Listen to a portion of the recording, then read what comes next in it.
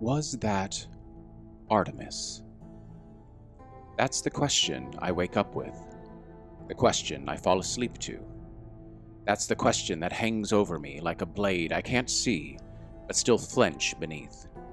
The image of the oracle's black and soulless eyes still haunt me, far more than the memory of my mother's crumpled form at the base of the temple's steps. I spend weeks in fear, waiting for punishment. The Furies. Nemesis. Even Apollo himself. But it never comes. No visions, no omens, no dagger in the night. The sky doesn't darken and the gods remain mute. So I continue on. I continue singing. When word gets around of my mother's death on the steps of the temple, my popularity only grows.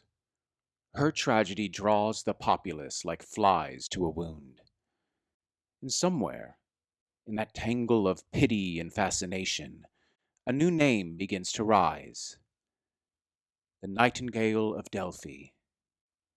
They say I carry both the promise of the sun and the sorrow of the tomb in my voice. A voice full of tragedy and light. But they don't see what I do in the dark. I try. For a long time, I try. But I've eaten all the rats that I can find. Eventually, I begin to travel the countryside looking for rabbits, anything small and warm that bleeds. But it is never enough. I'm tired of being hungry. I am tired of the chill, of feeling half alive. Then one summer morning, I see him, a boy, maybe 12, fishing alone at the edge of the cove. I don't think. I just raise my bow, my mind telling me that he is no different from any squirrel or some other rodent. I draw, take aim, and let loose. His death is quick and seemingly painless. And when his blood touches my tongue, it's like the first full breath after drowning. It floods me, rich and clean, not spoiled by wine or fear or disease. The taste and the sensation are far superior to anything that I have ever experienced. Ever. I weigh down his body with stones and wade into a tide pool. I release his mortal shell to the sea and let the salt strip me clean before I walk out, reborn. It is with this newfound strength and confidence that I sign up for the Pythian Games. I don't win. Not yet. But I do far better than anyone could have imagined. My voice holds strong and steady, beautiful, power and tragedy mixed, and my name and my fame only grows. With the eyes of the city upon me, it has become harder to feed. When the rabbit hunt fails, I buy chickens. Or, if the cold has begun to creep in, something larger. A goat. I lead it out to some quiet, overgrown corner beyond the olive groves. It's not ideal, not like the blood of the young and the bright, but it keeps the cold from taking control. I don't feed on humans, unless necessary. During the coldest days of winter, when I can't afford what the vendors offer, or before an important competition. I don't hunt them, though. They come to me. Wide-eyed, calloused from travel, clutching their lyres and hungry for a story like mine. If I see something in them, I take them on. For coin. For company. For in case of an emergency. We train at the edge of the cliffs, or beneath the laurel trees where no one watches. We sing, we tell stories, and they trust me. Why shouldn't they? When I feed on the travelers, the forgotten, the alone, those who wouldn't be missed. I space them out, never in the same season, never in the same way. I drag them into caves, down gullies, beneath roots. I bury some, burn others. Sometimes I leave them for the birds and beasts, offerings to whatever god might still be watching. I hate myself for it. They give me their talent, their dreams, their youth, each one making me better, faster, sharper, more real. And I shine, all the brighter for it. The games are drawing near again, and I can feel it in my bones, the ache for more. In these past 4 years, I have grown faster, stronger, more pragmatic. I am a teacher, performer, predator. This year I compete again, not just singing, archery. I reached the final round in singing and fare well in the bow. Word continues to spread about me. A voice like honey, and a shot like a storm.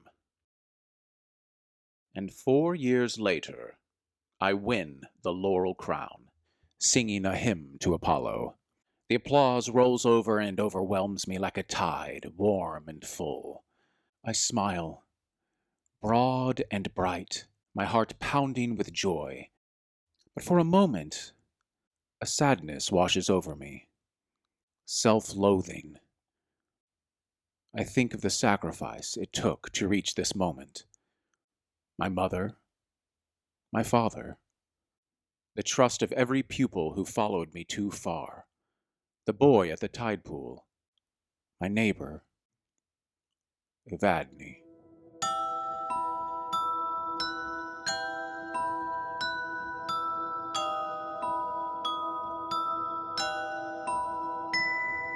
Sing, teach, hunt, kill. My fame has grown, and so too does my purse.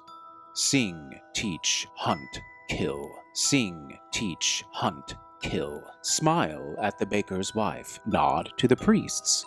Let the children trail after me through the square. Teach, praise their tone, adjust their posture, promise that they are improving. Hunt, lead them somewhere quiet, somewhere off the path. Feed, bury what's left, or scatter it to the sea. Sing, the crowds grow louder, the coins grow heavier, the eyes grow brighter with awe. Teach, one-on-one, always in private, always alone. Kill, clean the blood from under my nails before performing that night. Sing, teach, hunt, kill. The rhythm of the years. Sing, teach, hunt, kill. Sing, teach, hunt, kill. A hymn hidden beneath the surface. Sing, teach, hunt, kill. A song that no one ever hears.